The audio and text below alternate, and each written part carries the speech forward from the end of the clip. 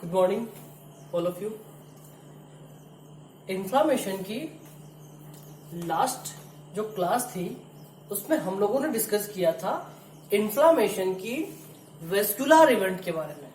अब उस vascular event को हमने फिनिश किया था अल्टर्ड एक्सियल ब्लड फ्लो, मतलब स्टेसिस एंड स्लोविंग वाली कंडीशंस जो उसकी वेस्कुलर इवेंट की थी, वो लास्ट वाली स्टेप थी। उसके अंदर हो क्या रहा था? उसके अंदर सर ये हो रहा था कि अल्टर्ड एक्सियल ब्लड फ्लो हो रहा था, जिसकी वजह से जो ब्लड स्ट्रीम, जो मिड वाली जो ब्लड स्ट्रीम थी, जो मीडियम वाली जो ब्लड स्ट्रीम थी, वो ब्लड स्ट्रीम अब क्या करने लग गई है? मूवमेंट करने लग गई थी। किधर? प्लाज्मा जोन की ओर मूवमेंट करने लग गई थी। और उसके बाद में हम जो स्टार्ट करेंगे उसे हम बोलेंगे सेलुलर इवेंट्स। क्या होती है सेलुलर इवेंट्स? इसके बारे में अपन डिस्कस करेंगे।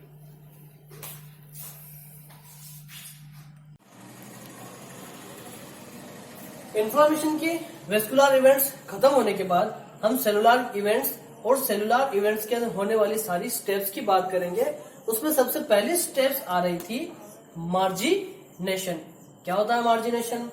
बात करेंगे अपन वेस्कुलर इवेंट्स के एंड वाली स्टेप की, तो उसके अंदर बताया था कि सर स्लोविंग एंड स्टेसिस वाली कंडीशन उसमें हमें लास्ट वाली स्टेप के अंदर देखने को मिल रही थी। और उस स्लोविंग और स्टेसिस की वजह से ब्लड का जो एक्सियल ब्लड फ्लो था वो अल्टर्ड हो चुका था, अल्टर्ड एक्सियल ब्लड फ्लो हो चुका था। उसी की वजह से जो सेलुलर इवेंट्स होगी, उस सेलुलर इवेंट्स के अंदर जो एक्सियल ब्लड फ्लो था वो क्या होना स्टार्ट हो जाएगा? अल्टर्ड होना स्टार्ट हो जाएगा। और अल्टर्ड होने के दरमियान वो क्या करेगा? जो मिड स्ट्रीम के अंदर जो सेल्स थी, वो सारी सेल्स अब क्या करने लग जाएगी?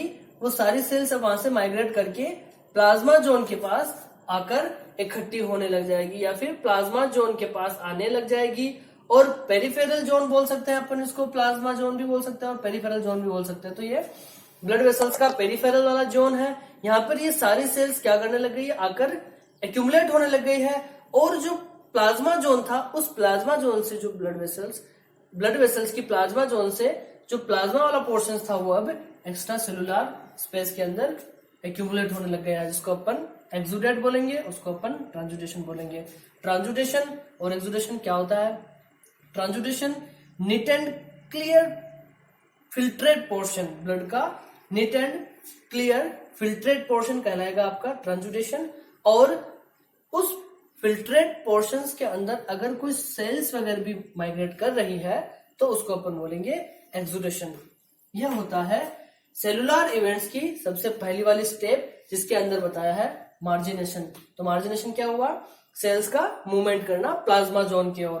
फिर मूवमेंट किस हिसाब से करेगी? तो वो सर मूवमेंट करती है रोलिंग।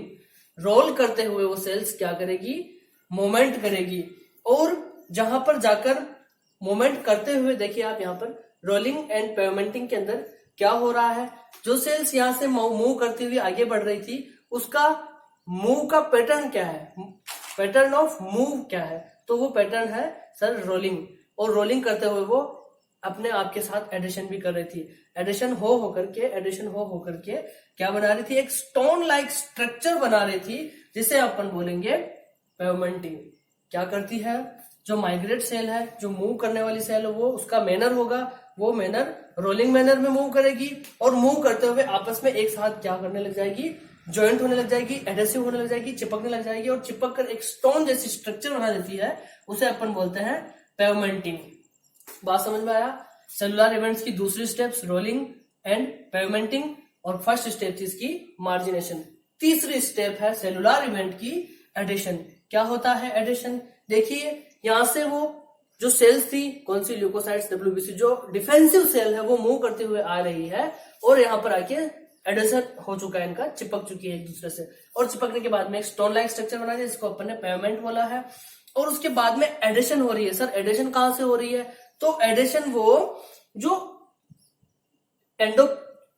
ब्लड वेसल्स है, और जो ब्लड वेसल्स का जो ये वाला पोर्शन है, जो एंडोथेलियल सेल्स है, उस एंडोथेलियल सेल्स के पास आकर के क्या करने लग जाएगी? वो चिपकना स्टार्ट हो जाएगी। कौन? ल्यूकोसाइट्स। और उसी ल्यूकोसाइट्स को अपन बोलेंगे एडिशन, या फिर इस प्रोसेस को अपन बोलेंगे एडिशन।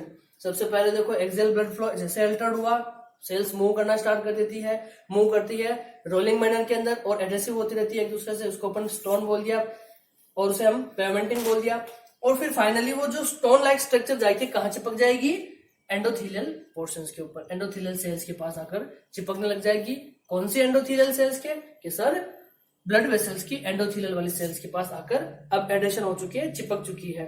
चिपकती है वो किस हिसाब से चिपकती है, उसका चिपकने का तरीका क्या होता है, या फिर ऐसे कौन कौन से मॉलिक्यूल्स होते हैं, ऐसे कौन कौन से एंजाइम्स होते हैं, ऐसे कौन कौन से फैक्टर होते हैं जिसकी वजह से जो स्टोन लाइक स्ट्रक्चर थी, जो पेवमेंट वाला पोर्शन था, वो एंडोथेलियल वाले पोर्शन पर आकर चिपकेगा। तो वो पोर्शन होता है, वो एंजाइम होते हैं, वो प्रोटीन होता है, वो एलिमेंट होता है ई सेलेक्टिन प्रोटीन, दूसरा पी सेलेक्टिन प्रोटीन। ये एक प्रकार का प्रोटीन होता है। उस प्रोटीन के जरिए यहाँ पर एडिशन होता है किसका, WBC का। ये प्रोटीन्स, ये सारी प्रोटीन्स क्या करती है, एक ग्लू लाइक फंक्शन करती है और उस ल्यूकोसाइड्स को एंडोथेलियल सेल्स के ऊपर चिपकाने का कार्य करती है। ठीक है, तो यहाँ पे मैंने कुछ एग्जांपल देके रखे हैं। 4 से 5 प्रकार की प्रोटीन होती है। वो प्रोटीन उस ल्यूकोसाइड्स को एंडोथेलियल सेल्स से एडिशन कराती है, चिपका के रखती है। देखिए कौन कौन से प्रोटीन है, E selectin protein, P selectin protein, ICAM first, VCAM first, alpha and beta integrins. ठीक है, ये सारे प्रोटीन्स होते हैं जो उस स्टोन लाइक स्ट्रक्चर को एंडोथेलियल सेल से एडिशन करके रखेंगे, चिपका करके रखेंगे। उसके बाद में क्या होता है, सेलुलर इवेंट्स की चौथी स्टेज में क्या होता है, तो भाई ट्रांसमाइग्रेशन होता है। कि सर ट्रांसमाइग्रेशन क्या होता है, तो ट्रांसमाइग्रेशन का यह मतलब होता है कि जो एंडोथेलियल सेल्स है, उस एंडोथेलियल सेल्स के बीच में से स्पेस करके इस ल्यूकोसाइट्स का बाहर निकलना। देखिए आप, ये जो एंडोथेलियल सेल्स है, उन एंडोथेलियल सेल्स को इस ल्यूकोसाइट्स ने क्या कर दिया है, टर्मिनेट कर दिया, साइड में सरका दिया है। और उसके बाद में यह इस एंडोथेलियल सेल्स को साइड में सरकाने के बाद यहां से बाहर निकलने की कोशिश करी, escape out the leucocyte by blood vessels. इसको बोलते हैं अपन ट्रांसमाइग्रेशन। चलिए ठीक है सर, ट्रांसमाइग्रेशन भी हो गया है। अब इस ल्यूकोसाइट का ट्रांसमाइग्रेशन भी हो गया। अब क्या होगा, तो इसका नेक्स्ट प्रोसेस होता है कीमोटैक्सिस। कीमो का मतलब होता है केमिकल, टैक्सिस का मतलब होता है मूवमेंट। तो केमिकल का मूवमेंट, एक स्पेसिफिक टाइप के केमिकल्स वहां पर आते हैं, कहां पर, जहां से ये एस्केप आउट होगी, जहां से ल्यूकोसाइट का एस्केप आउट होगा, उस जगह पे कोई स्पेसिफिक टाइप के केमिकल्स आकर रुक जाते हैं। और वो केमिकल्स क्या करते हैं, इसको अट्रैक्ट करते हैं, इसीलिए इनको बोलते हैं कीमो अट्रैक्ट।